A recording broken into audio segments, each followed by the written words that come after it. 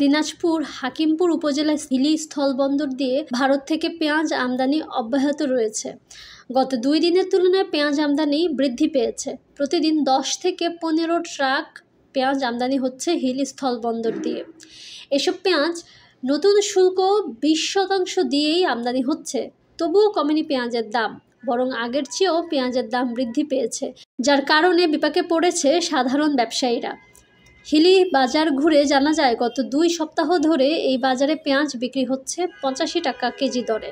বর্তমান কম শুল্কের পেঁয়াজও বিক্রি হচ্ছে 85 টাকা কেজি দরে। হিলি বাজারের পেঁয়াজ ব্যবসায়ীরা বলছেন, এর আগে ভারত থেকে 40% শুল্ক আর $550 এই বন্দরে পেঁয়াজ আমদানি হতো।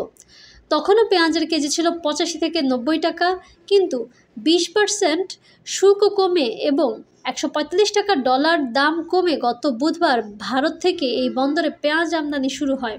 ডলারের দাম এবং শুল্ক কমলেও আগের দামেই পেঁয়াজ বিক্রি করছেন আমদানিকারকরা।